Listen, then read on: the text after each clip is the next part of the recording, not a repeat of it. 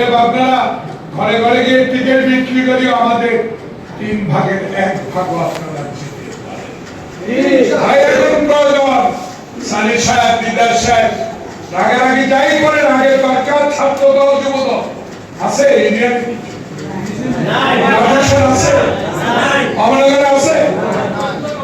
এখন দরকার সংগঠন। আপনারা 3 জন এখানে সংগঠন, আপনার অনুগ্রহ দয়া করে সংগঠন থেকে নজর দেন, তাহলে তারেক রহমান নির্বাচনের ইশতেহার, গ্রামীণ উন্নয়নের যে ইশতেহার, ফ্যামিলি কার্ডের যে ইশতেহার, কৃষক কার্ডের যে ইশতেহার, মসজিদ মন্দিরের সমস্ত ইমাম মুয়াজ্জিন প্যাগোডাদের যে অনুদান, সেই ঘোষণা, এবং কৃষকের 10,000 টাকা পর্যন্ত ঋণ মৌকুফের যে ঘোষণা বাস্তবায়ন করছে।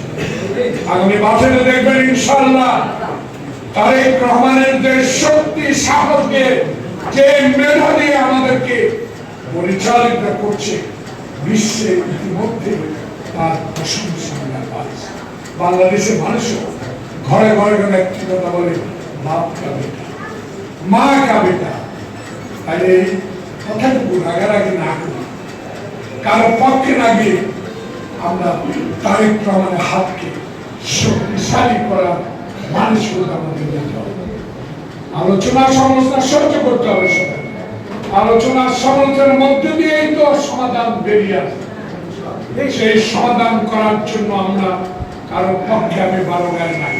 আমি দুলালকে চেয়ারম্যান বানাবো, নুরুল আমিন মোল্লাকে বানাবো, এটা আমার বলার কোনো ক্ষমতা নাই, ক্ষমতা সভা। আর এবার কিন্তু মালিকা নাই, এবার কিন্তু পোস্টার নাই। তবে মনে রাখবেন, বিগত দিনে মেম্বার হয়েছে ভোট কেন্দ্র দখল করে, চেয়ারম্যান হয়েছে ভোট কেন্দ্র দখল করে। এবার সে মানসিকতা যাদের মধ্যে থাকবে, দয়া করে তারা এই স্থানীয় সরকারের মাথায় আনবে।